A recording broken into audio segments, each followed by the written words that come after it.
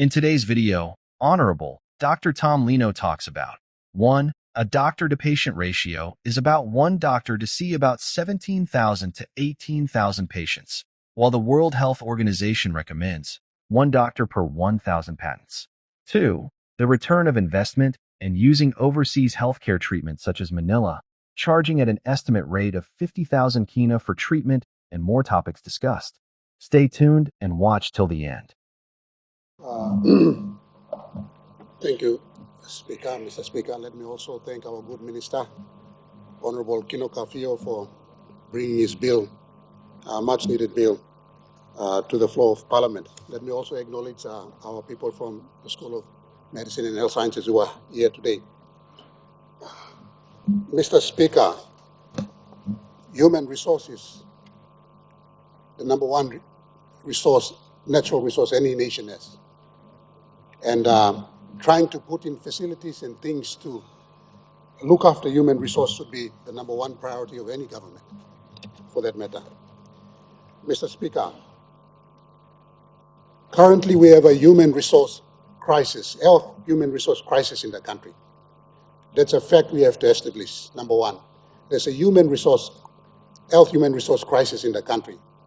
As you've had some statistics being presented by the Health Minister and of course the Higher Education Minister, the doctor to population ratio right now is about 1 to 17,000 or 18,000. And the WHO recommended ratio is 1 to 1,000 people. That's the doctor to human resource or to population ratio. So you can see we are about 16,000. We have one doctor saving 16,000 people.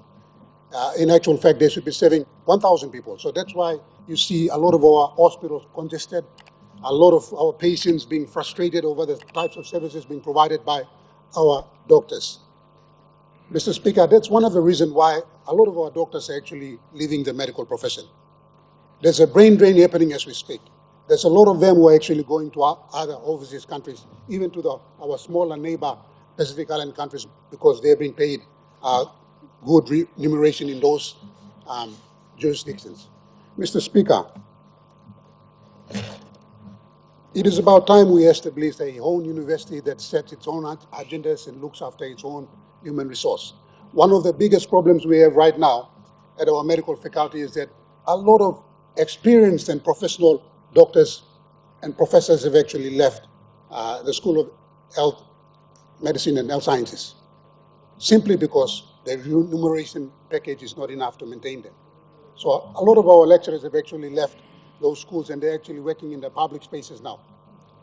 To give you an example, the young doctor who graduates out and actually works in the public space earns about the same amount of salary as the professor who actually works at the School of Medicine and Health Sciences. So this big disparity is actually moving people.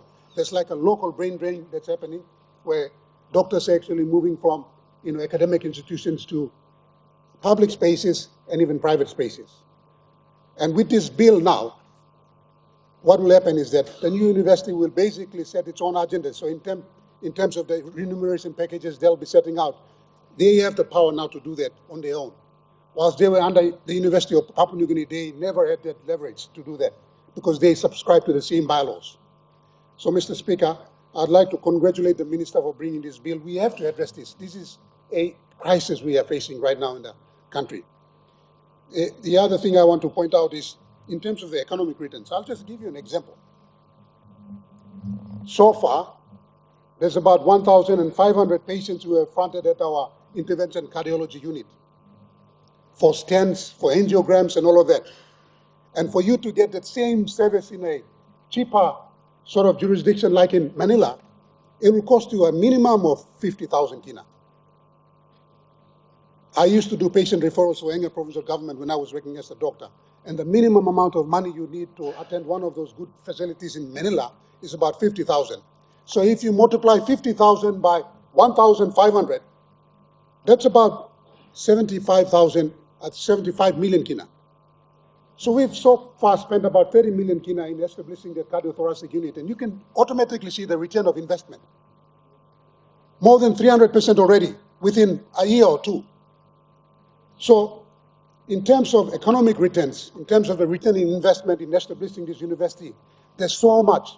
You look at the productivity when people get sick, they leave work for longer hours when you don't have proper facilities to attend to, or proper training facilities, so to speak. So, Mr. Speaker, this is a very good investment that the government is going to make when we finally establish a standalone university. In terms of the kind of patients that tertiary healthcare will serve, a lot of times we say public health is the way to go. That's true. It deals with the numbers, not the quality of people. If you look at the elite bracket of this country, these are the people who come down with lifestyle diseases. They come down with stroke. They come down with heart attacks. These are the people that will be treated at these tertiary health facilities that we are trying to establish. So when you don't establish those facilities, the cream of the nation gets taken away. And it costs the nation a lot because we invest so much in these people. And at the same time, in terms of their productive outcome, the nation misses out. So, Mr. Speaker, I believe it's about time we establish a standalone university. And in terms of capacity, my suggestion would be, there's a new hospital that's actually going to be built. I think we should look, because we should look ahead, 10 years, 20 years from now, given the rate at which our population is growing, soon that place will be overcrowded. So maybe the government should look at an expansion sort of plan when it thinks of establishing this university.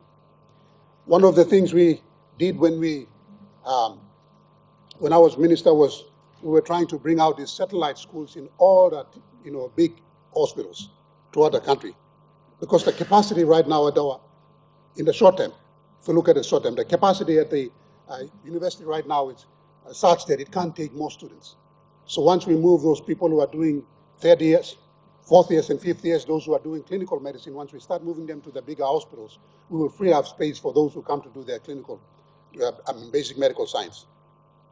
Mr. Speaker, during the COVID pandemic, there were two things identified by WHO that had an impact, that had a very big impact in how services, health services were given out to the people.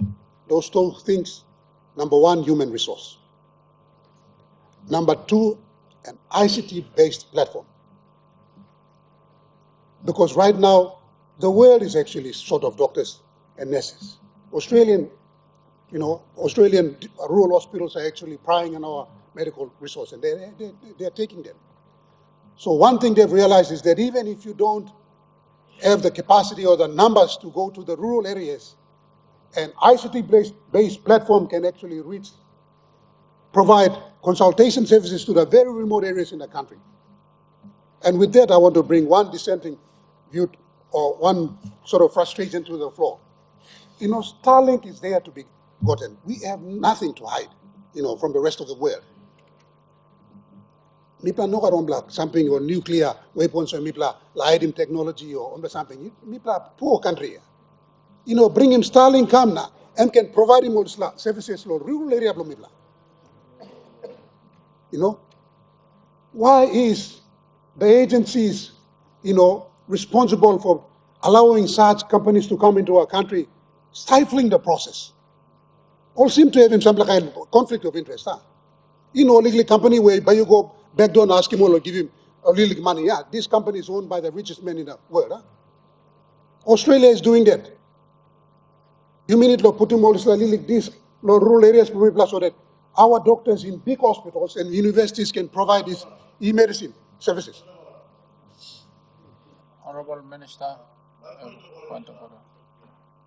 Honorable Member, Mr. Doctor, and he resigned for the education health minister.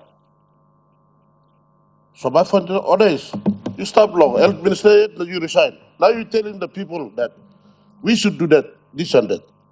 I'm not a doctor, but how you talk here? You sort him really.